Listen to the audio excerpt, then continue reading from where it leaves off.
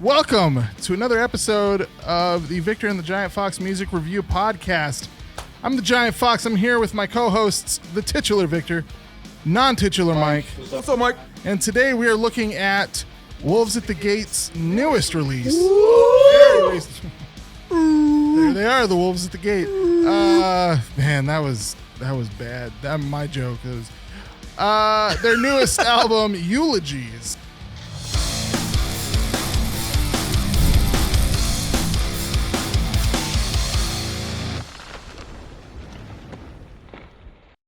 So, before we get going too far into this, how you guys doing, man? Good, dude. Good. What about you? I'm doing good, man. Doing good. Nice. Yeah, feeling good. Nice. Oh, that's a sick hat, dude. It's got Thanks. a little bird It's my on it. grandpa's. Nice. He's a chicken farmer. I don't know what the brand is exactly, but I thought it was cool. Yeah, that is After cool. he died, so, you know. No, that's cool, man. Miss you, Grandpa. Nice. Hey, Victor, you're not wearing a hat, but your hair looks cool, man. How you doing? Thanks, dude. Good, dude. Nice. That's what I was doing? Yeah. Good. All right. Well, on that note, why don't we head over to our first segment, The Breakdown.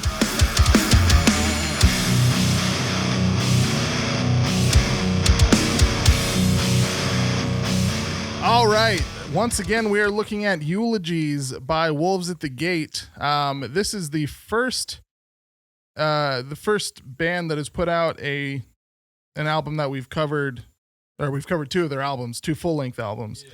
We did Nice. Eclipse. I think it was like episode 8 or something. It was Wow, dude. And I know Victor wasn't there for that one. Sorry, guys. Hey, you had to do what you had What'd to I do. give it? I don't know. I don't even think we asked you. I don't think you told us or we asked you. It was, Oh, okay. I think I just assumed since you weren't going to be there, you were going to listen to it. Oh. Because we knew going it, like we knew way ahead of time you weren't going to be there. Okay. This isn't interesting for people to listen to. Yes, it is. I think I gave it an 8. This is before I was Oh, you breaking did? down 0.5s. Yeah, I don't remember what Mike gave it. I might have given it a 9. No, No? I gave it a lower grade because Yeah. it wasn't my favorite one. Right. Yeah, I think it was probably either a 7 or 8. Yeah, I think you were somewhere in the Nice. 6 to 8 range. High scores. But let's just get into it, man. Yeah, man. Track number 1, Shadows. I enjoyed it. This was one of 5 singles that they released leading up to this album.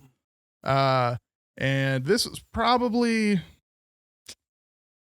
my second favorite single. It wasn't one of my favorite songs on the track.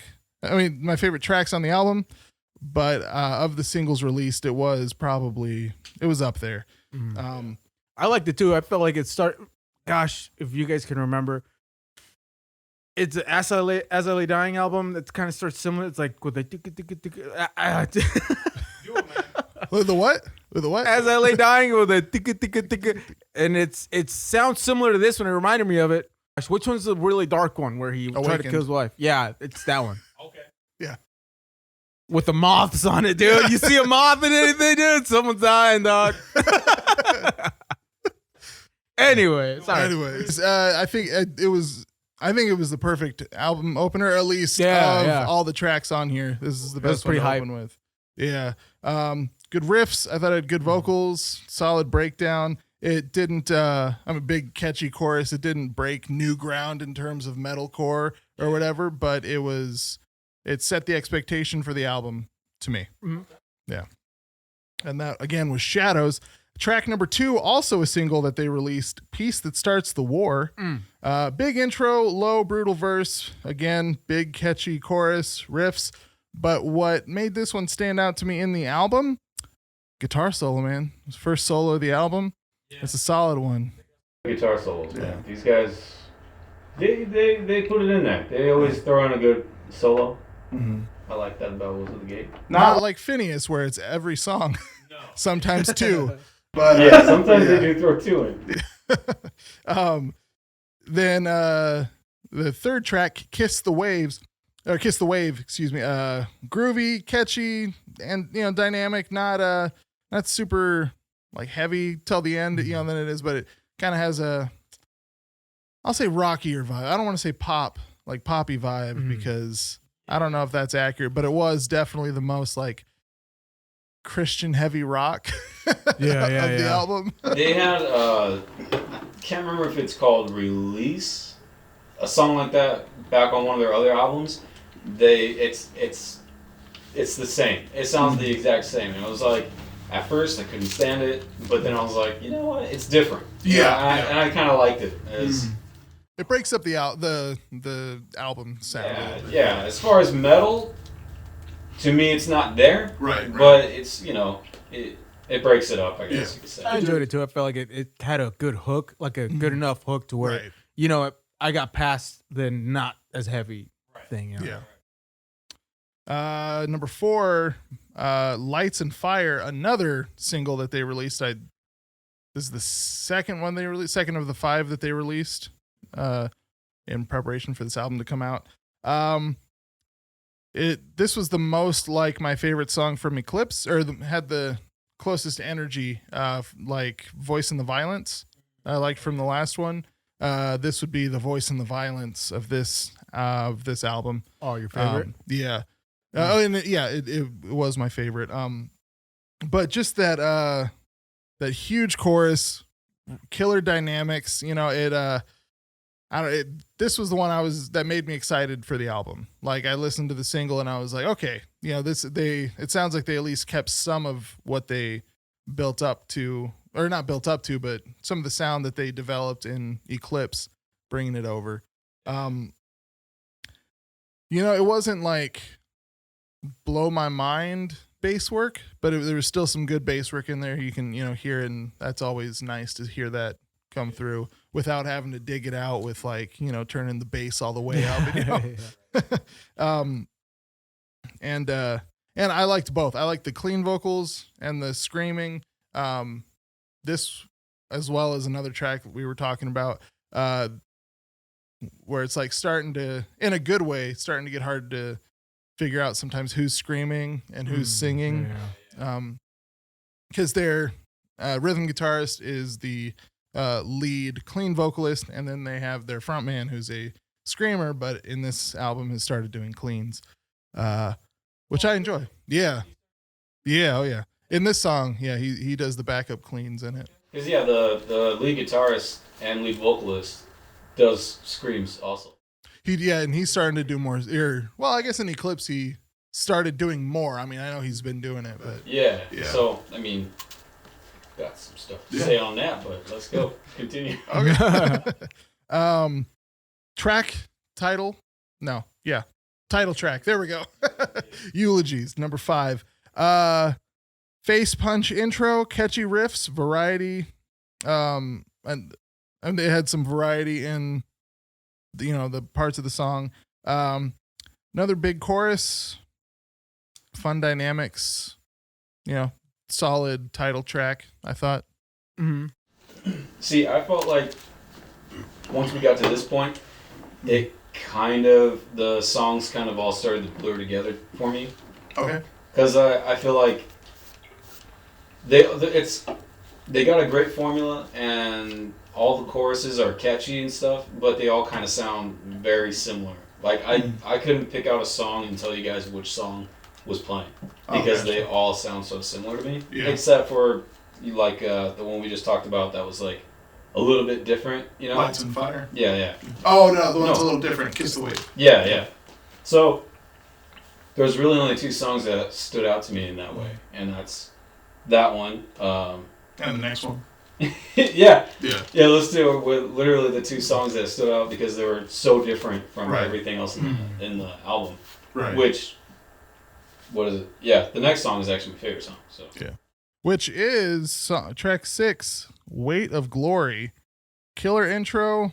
Had some As I Lay Dying, their higher intensity songs vibes. And then Mike, what you're probably gonna reference because you're the one who pointed it out to me first is the screaming in this one. Really, it sounded like they were both screaming, or at least their frontman was really flexing. Dude, I was like, there's a different screamer in this song. Yeah, but there's no guest, guest vocalist on the thing. So, but yeah, one of the guys, his cadence, his vocal range, and just everything sounds completely different than the main screamer. So I was like, that's not him, is it? And I guess, do we know? Yeah, it is. It's him? Yeah, the front man. Range, dude. I thought it was the other guy. The clean vocalist? I don't think so. I'm pretty sure it is. It's their screamer. Man, it doesn't sound anything like him scream at all. Because he does some lows, like he'll scream one word in a low growl. In like all the other songs, he does like, he'll do something like that. But this one just had like some killer lows, man. And at one part, I think it's the second verse, the screamer kind of sounds like it sounds like, I'm trying to think if it was Slipknot or another band that like the speed when he kicks out all of his lyrics, it just sounded like another band entirely. It was pretty cool. I liked it. Oh, nice. Different song, very metal, which was cool. They don't usually do that, so right. Like, yeah, for sure. Did you have anything? No, I mean I liked it too. It was aggressive, like you said, like more aggressive than the other ones. This one in the what's it, Weight of Glory, and then Deadweight as well. I really enjoyed for their being more aggressive. Right. Yeah. Which takes us to Deadweight, the next track, which is also one of the singles they released in A preparation. lot of for singles in this album, man. Heck, I told you there were 5, and there was one single. Well, I'll get into that later. But yeah, Deadweight, riffy, powerful vocals. I thought it was a more creative approach to a heavy breakdown than they usually take, like based on their older stuff and even in this album. Okay. No Tomorrow, good, like low-key emotional first half. And then I thought I really enjoyed the lyrics in this one too. But great, like the way they build up the energy. I thought it was beautiful vocals, and then that like gorgeous guitar solo that Joey comes in with there is in the second half. I really like that. Man, some good guitar work in there. Yeah, I like it. I think we'll get into that later. I keep trying to jump ahead. Number 9, Stop the Bleeding, the last of the singles that they released. This one was released 2020. Like, it was right after they released their EP Dawn, which was kind of a like acoustic reprise of Eclipse. So I was surprised to see this one on the album, to be honest. I don't know. Yeah, I was surprised to see most of these on the album, actually. Oh, really? Like, just the fact that, it's like they just took all their old singles and were like, just put them in the... Well, that's the strategy now, is to release 3 or 4 or 5, in this case, singles to kind of get people pumped about the album, then you drop the rest of the tracks. What I like about this is, yes, they have 5 singles on it that they had previously released, but it's 13 tracks total on the album, so you still get like the full album. It's not just like 5 singles and then 4 other tracks or whatever.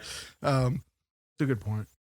But Stop the Bleeding, again, I think had a good blend of like metalcore, their regular metalcore sound, and kind of like pop punk ish. Not pop punk, but like had that energy that it's kind of punky vibe to it.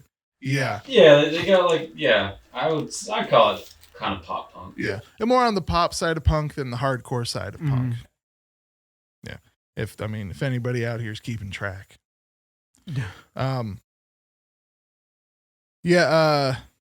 Honestly, one of the strongest things to me in this album up to this point has been vocals. What most impressed me on the album. Number 10, White Flag. Not a lot of variety. Good energy, but it's a decent song, but it doesn't stand out to me. This is the one song on the album that I could say if it wasn't on here, I don't feel like I would miss it. Sorry, go ahead. The last, before, I think, not even Silent happened. all of them, I just kind of dropped off the last half of the album. I don't know why, they just all blurred together for me. Well, to me, starting at number 8, No Tomorrow, it went from being about like, you know, the big powerful songs that can stand on their own to like real lyric dense, like really, not that there's a lot of lyrics, but like there was the lyrics go a lot deeper in the second half of the album. So it was like the first half is to draw you in, and then the second half is for you to kind of ingest, you know. That's like, if any lyric or any comments on this band, like that's what you'll get. These guys are very strong in their faith, and they're very like, they have one of my favorite songs of all time. Like, you know, they're just their lyrics in general and the lyricism, everything that they write about is just freaking poetry and really, really good most of the time. Yeah, really well portrayed and conveyed and everything. So yeah, sure, it's pretty cool. Out of Sight, again had that chill intro. Shut up. Had that chill intro, had a nice build, emotional vocals, you know, and again, what I think is probably causing it to run together for you guys, but stood out to me just because I expect it from these guys, is another big, you know, clean vocal chorus. And so again, that song not breaking any ground, but I think it fit in there. I think it was enjoyable to listen to. Number 12, I guess the third of my favorite songs on this album, Embracing Accusation. Had a nice chill intro. It felt like the first half of it, or the first part of it, was kind of like a palate cleanser before, you know, they just punched the gas in the second half of this song, and then Silent Anthem. This one had good emotional vocals, but it had really good lyrics, but and it was a good segue into the last song. But this one's actually a cover of a Shane and Shane song from 2007. So like acoustic Christian not alternate rock, contemporary rock. If you could call Shane and Shane rock.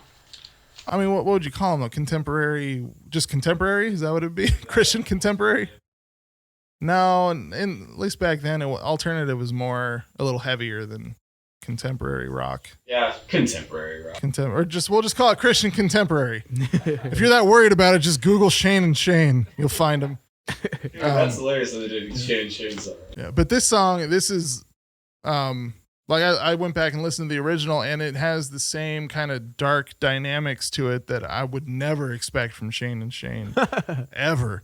So I get why they wanted to cover this song. And it wasn't a like metal song that a metal band covered and just made the exact same thing, except they're singing instead of the original guy, which I don't really like. I like when you take a metal song and you do acoustic, or you do like a song that's not metal and do it metal. That makes sense to me. And then, so that was a good segue into number 13, Silent Anthem, the album closer. Brutal intro, good riffs, melodic chorus, heavy verses, bridge, and then that beautiful dropout closing to the album, and then coming back for the building back up for the outro. I really liked it. Overall, I thought it was the perfect follow-up to their last album, Eclipse. They have done nothing to lead me to expect a change in sound from them from last album to this album, as in terms of like to go proggy or to go deathy or whatever. To me, it was a natural continuation from their last album, which their last album had a few songs that I absolutely loved. Voice in the Violence, The Cure, this thing, Deceiver, is that what it's called? No. Counterfeit. I was thinking of a different album. Counterfeit. But there were songs in there that were just too bland for me. This one, I don't know, picked that slack up for me. So, yeah, had good bass work again. Not like a lot of standout work, but I didn't have to dig for it. Like, you know, it popped up enough times that I can tell that they have a real bassist. Good drums, great guitars. Not as many guitar solos as I wanted, but enough that, you know, I'm satisfied. But yeah, so I gave it a 9.5. Dang. 9.5. 9.5. Which I'm curious to hear what you thought. You know, I don't have a lot of gripes on the album. I think my biggest one is like you were saying, Mike. Like it kind of, you know, it did have dynamics and it sounded fine to my ears, you know, but it didn't really catch me or my attention, you know, like I would have wanted from albums that I've loved. Like Titus said, it's just like their first album or the what's it called? The other one? Eclipse, yeah. But yeah, it's not an album that I'm excited to go back and listen to. Although I did, you know, it had its enjoyable moments for me. It's just not something that I would just run back to, you know. I'm giving it a 6, strong 6, I think. Strong 6. Yeah. And the difference between a 6.5 and a strong 6, just so people know, because you don't. I don't do halves, dude. You don't do halves. That's what I'm saying. I'll do a strong 6. I ain't touching that 0.5. So strong 6 means like if they had done like one thing better, it would be like a 7. That's a good question. So if this thing was a 7, for me, it would have more of that aggression. I think, you know, more of that. I really like some prog, dude. Like if it had a little bit like more, like more rhythm. You know what I mean? Like, do you guys know what I mean? Yeah. Okay. Yeah, I know what you mean. Yeah. Like more of that intricacy in terms of rhythm. You know, a little more of that. Yeah. I don't know how else to say it. No, I feel the same way, honestly. For me, to me, it's better than Eclipse. It ranks up there better than Eclipse. Like, so that's good. They kind of, I don't know, man. I love their early stuff. And then they're kind of just sticking with the more singing, the more mellow side of metal, which is cool, which is fine. I mean, they make great songs, you know, and they sound great. It sounds like they're really opening themselves up to a wider audience with these albums. Yeah. And it's funny to me, like, it feels like the metal is second in their band. Like, second to what? To selling out, dude. No, like they are I don't even know what to call it without metal. You know, they're like the lighter side of metalcore. Okay. Because they don't do a whole lot of screaming sometimes. Mm-hmm. And then the screaming kind of seems like it's from left field. Oh, gotcha. So it's like deep lyrics. I mean, yeah, I don't know. It didn't catch me. It wasn't one of my favorite albums, you know. There's a couple songs I'd replay, you know, or if they came on and I wasn't feeling in the mood for metal, I'd probably listen to it. Mm-hmm. So, I mean, I would give it I'd give it a 7. 7? Yeah, just because. So you're going to rank it exactly where you ranked Eclipse. Probably. Yeah. And it's just nothing stood out to me, man. Nothing made me go, man, that was really good. I mean, the one song was what is it, Weight of Glory? Mm-hmm. Yeah, that's the one song that stood out to me. And even still, that being a full-on metal song wasn't catching to me as metal. You know, it wasn't. It just didn't have the type of aggression, I guess, that I'm used to or I'm looking for, which is fine. You know, it was still a good song, and the album was still a great album, but just not up there with the best for you. Yeah, you know, it wasn't my full taste. Right. Well, just to go a little further in what you were saying, you know, they're more focused on their lyrics. They definitely have a very strong message in their music. So it could be that they go more clean vocals so that you don't so people don't have to dig so hard to understand what he's saying. I could totally agree with that. Because like bands like Impending Doom, where they have like good solid lyric, or I should say they have a very deep message in their lyrics. There's zero chance I'm ever gonna hear what they're saying unless I look up their lyrics. Zero chance. Except the noose gets a little tighter and tighter and tighter. Yes, from Satanic Panic. But I love that song. Besides that, like so I get what you're saying. I'm not like trying to change your mind or anything. I'm just saying I think that could be, at least it wouldn't surprise me if that was the strategy behind it. I mean, what was it, VXV? 5x5 is yeah. That album had most metal songs on it. And I think it was the most metal that they've done. So after that, they kind of just dropped off all of the screaming, and the lead vocalist picked up more lead vocals, and he just became kind of more of the singer and more of the screamer. Because like you'll watch some of the music videos, and the screamer's like not he's not really doing much. Right. He's just there, because the singer is like singing, and then he goes into some screams and stuff, and it's just like kind of like that guy's voice. And screams better than the actual screamer. And, I don't know. I just want variety. Right. Like, if you're going to be a soul screamer, like, that's it. And then you got a backup screamer and singer and guitar player. You better have some really good range on your voice, right. Scream. And I think one thing that kind of leads to that is the rhythm guitarist, Steve, the rhythm guitarist and clean vocalist, does all the songwriting, I'm pretty sure. Yeah, so that just kind of, I think that's where it airs, towards him, probably not intentionally. I mean, like, you got to give it to that guy, because, I mean, the lyrics really are, like, freaking awesome. Right. Like, their lyrics are great, so. And I'm going to say singing those clean vocals, it takes a lot. So, and not everybody can do that. Not everybody's Sean from Phineas. So I'm guessing at a live show, the what's his name? I was gonna go through it later, but Nick, I think. I want to say his name's Nick. Yeah. I would guess that he picks up more of the screams at the live show than he would in the recording. If I had to guess. Because I mean that's a lot of clean vocal singing. And then to do all those screams that he does on top of that, long term, could be rough. Wow. I could be wrong. I could be way off, but that's just my guess. Is it? Oh, there we go. So Mike, you gave it a 7? Mm-hmm. Okay. Yeah. All right. Cool.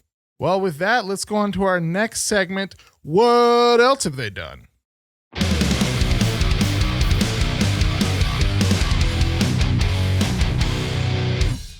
Well, since we don't really have a normal segment for this, I usually do it. I mean, we don't have a dedicated segment for this. I usually lump it in here. The members of Wolves at the Gate are Steve Cabucci. Yeah. I think that's Italian, based on the spelling, like Stanley Tucci. Oh, two C's. The UCCI. Yeah, exactly. Ben Summers. Oh, I'm sorry. Steve is the clean vocalist and the rhythm guitarist. Ben Summers is the bass, and at some point, I don't know if he still does, but at some point he did backing vocals. Nick.ee is the screamer. He does some clean, but mostly scream vocals. Sorry, Steve and Ben, only 2 founding members of the band left. Dang, really? Yeah. However, Nick has been around for a while. I think probably after 5x5 is when he joined. So I mean, jeez. Yeah. That So was Types and Shadows, I think, was his first. 07? No. That was 13, 12. 5x5 was 2014. So he probably came along during that album cycle. Let's see. Abishai Collingsworth. That's my favorite name of any metal musician in the world. He plays the drums. Abishai Collingsworth. Yeah. Dang. They knew what they were doing to name that kid. Yeah. And then Joey, and I've got his name wrong last time we talked about it. Joey Alarcon is his name. I think I said because he's the one who has the side project with Tim Lambesis. Was it Born Through Fire? Something like that. Yeah. It's getting hard to track all of Timmy's projects. Born Through Fire, it's because it doesn't roll off the tongue as easily as it could. So I think it is Born Through Fire. Anyways, his name is not Joey Aguilar. It is Joey Alarcon. A little correction there, and he does guitars. He's the most recent addition to the band, but he's still been with them. I think he joined right before Eclipse or right before Types and Shadows. So now we got that out of the way. They have quite a list, and I think we gave it when we did Eclipse, but I didn't do a very good job, and I didn't go back and listen to what we already covered. So I'm just going to go through the list again. Sorry, dude. It's all right. This is the first time we've reviewed one of their albums on video, so I'm just going to make that my excuse. They did 3 independent EPs. Well, sort of. They did Prisoner of War in 2009. They did Pulled from the Deep in 2010. They recorded a third one, We Are the Ones, in 2011, but they got picked up by a record label. I think it was Solid State at this point. So they, I think, re-recorded it is what they did, and released it in 2011.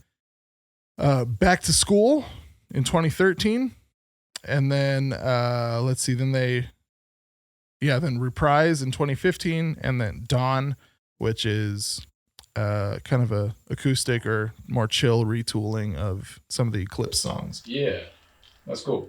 But then we go back to 2012 to their first LP, Captors, and then 5x5, stylized as VXV.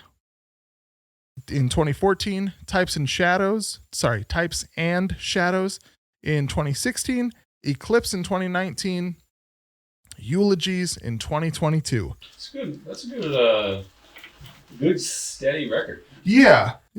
And I guess this should have been last segment, but one thing I did notice is, like you said, Captors and 5x5 are heavier, but they are, I feel like they're the more unfocused of the albums. Like they just kind of went for as wide of a range, which usually leads to a smaller audience, oddly enough. So as you get more specific and kind of lean into your sound, then you find a bigger audience. It seems like you find like your niche group. Yeah.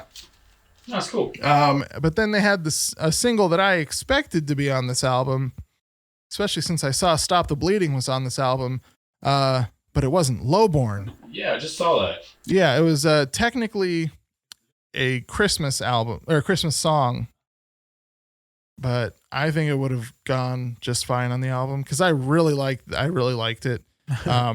It's up there with like the best August Burns Red Christmas songs to me, especially considering it's original. I don't know if August Burns Red's done any original Christmas stuff. I know they've done like a cover of every Christmas song known to man. What is it? 2 Christmas albums or something? At least. Seems like they come out with one every Christmas. Yeah. So yeah, and so maybe it would have been a 10 if Lowborn had been on the album. I don't know why it's that big of a deal. You just listen to it. You just put it in there, man. You just put it in the playlist. Still, it's about the art of it. Okay. And speaking of, let's go to our last segment. Super historical, very interesting, completely factual trivia. So since we've done this before, I'm not going to go as deep. Trying to just keep things that are a little more relevant to this album. Although they are from Ohio, which, as I've said before, we've covered a few Ohio bands, which is just surprising. I didn't know there was such a big scene in Ohio. But I'm jealous because we're from Phoenix, And the biggest band I can think of in the metalcore scene from Phoenix is The Word Alive. Nice. And they're moving away from metalcore. What? Oh, yeah. What do you mean, Really? Like you're upset? We reviewed Monomania together, Mike. Yeah. That was a departure from what I would call at least classic metalcore. But they're singing more and more, and they're moving away from, I mean, they're getting poppier and poppier. Yeah. Just a disappointment. Yeah. That being said, I haven't looked them up for a while, so they might have a new album coming out, and we're definitely reviewing it. Oh, yes. Awesome. So the only real big thing that I found interesting for this album, aside what we've already talked about, is Ryan Clark from Demon Hunter did the album art for it. All right. I was going to say, it looks like Dead Flowers, man. That's good. Which is one of theirs. Oh, gotcha. Right. Okay. It looks like a Ryan Clark. Oh, it does. Yeah, album. Yeah. It definitely does. It's because he's the best in the biz, man. He is, dude. Best That please. is everyone's album. Yeah. Including bands that aren't Christian. Like, tons of bands. Yeah. It's crazy. And I don't think he's done any of August Burns Red. Unless he did Constellations, I don't know. But I know he's done a ton of them. Anyways, and let's see. Oh, not this album, but Eclipse. I didn't know this. Tim Lambesis co-produced it with Joey Alarcon, the guitarist, and Steve, the rhythm guitarist. So I don't know that he had a huge hand in it, but it was enough. He did enough to get a co-producer credit on it. Yeah. Which now makes sense that they have that they have a side project together. Well, with that, I mean, what else is there to say, you know? Yeah. I don't know, man. Yeah. Got through the album. Gave our score. How many times do you guys listen to the album? I would say once fully through, Mm. and then I re-listened to a couple of Bits and songs. pieces, okay. About 4 times. 4 times? Oh, okay. I think, well, Mike, I think you would have rated it higher if you had listened to it all the way through more, because I listened to like 5 times. I mean, I enjoyed it the first time through, but I ended up listening to it 4 or 5 times just because I was excited they just put it out. Yeah, I should have, you know. But I mean, no, it's okay. It's okay. If you listen to it again and you want to up your score later, I mean, you know. I think Tyson is really trying to make. I've actually done that for like the albums that I give like really high scores, like my 10s. Yeah. I go back and listen to them still to just make sure that I still like them. And when I decide that it's not a 10, I'll let you guys know. When I decide Phineas, the fire itself is not an 11, I'll let everybody know. Yeah, man, that's important. Or like if something you're like, oh, it's too low, I should have given it this. Like, it'd be cool. Like if if you say it, because that's important. Yeah. I've probably done that. I think I'm the most wishy-washy on my scores, so I probably have done that. What do you mean you've done that? Like I've gone back and bumped a score up or bumped it down. Like in your own head kind of thing? No, on the podcast. Oh, okay, Yeah. okay. I know Monomania I bumped down from a 4 to a 3. And even that feels generous right now. I'm usually pretty solid on it. But I mean, sometimes I'll go back and I'll like something a little bit more. Yeah. We kind of did that. Well, no, it doesn't. On Killswitch Engage's side B. Yeah, they're B. Atonement 2 or something. 2 different albums. Yeah. Yeah, we liked that better than the full album of the first. Other side. We're like, dude, that album was great. Yeah, well, that's only because it was a lot better. Oh God. That's the only reason why.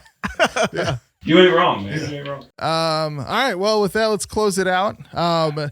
Next week, we are looking at a new band that we just discovered before this. Holy Name. I've seen it both. I've seen it as 2 words and as 1 word, Holy Name. I'm not sure which one is right, but you say it the same way. So, Holy Name. Their EP, My Way.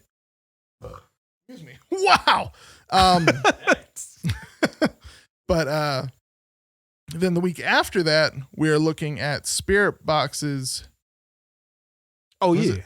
Oh, what is it? Blue, something blue. I don't know. The blue's in the name. It's their only album. Deep Blue.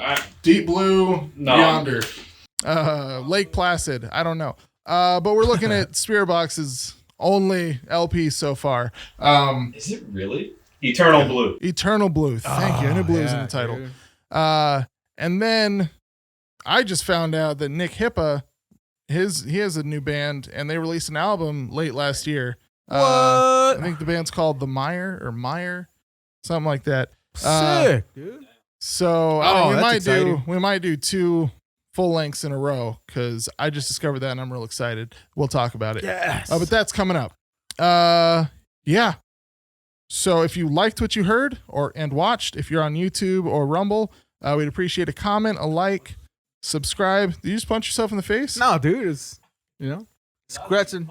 Hey man, if you're into the muscle, I mean, that makes sense. You're just trying to get that bulk in. That bulk on my Sometimes side of my face. Dude. Sometimes it's bust your face. Yeah, sometimes You know you what bust I'm your saying? face. You just got to get that adrenaline going. Yeah, you know? man. The solid meat. Nice. Right. Right above the eye. Get that eye meat. Eye pumping. meat.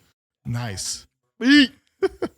So if you like other dumb stuff like this, follow us or subscribe to us on whatever platform you enjoy listening or watching podcasts. Oh man, we on Rumble now. We're on weekly, doing either a full-length album or an EP. The recent releases in the heavy music world. The good stuff. We try to get the good stuff. Sometimes it's not good, but we try. But we're honest about it. Yeah, we are honest about it. Some of us more brutally so than others. I think I need to learn to be a little more, discerning. Yeah, a little more brutal with it. Exactly. But yeah, so follow us. We release great content like this. You'll notice this episode is actually released a little early because the album just dropped. So we're going to be dropping it a little early to try to sync up with that a little better. Yeah. So if you don't see a release next Tuesday, it's because we just dropped it early. We got to get on it, We always babies. try to drop things early. We on it. What do they got to do, Titus? I think you're referring to the fact that they need to tippy tap that bell. That's right. Tippy tap them buttons, man. Tippy tap the bell. Tippy tap the like button. Tippy tap your keyboard to leave a comment. Subscribe. Tippy tap. Tippy tap the subscribe button. All of it. All of it. And if you don't like this, comment. Let us know. We want to hear it too. Yeah. Tell us why it was a 10 and why we suck at not ranking it a 10. Be more constructive with your feedback. There you go. All right, that's good. Huh. Uh-oh. What, dude? I don't know. I just forgot dude? what happens at this part. Oh, look at me. What do we do, man? I just got here, man. I forgot what to do with my hands. I don't even. My pockets are zipped, so me neither. Dang. Mike, what we gonna do, Mike?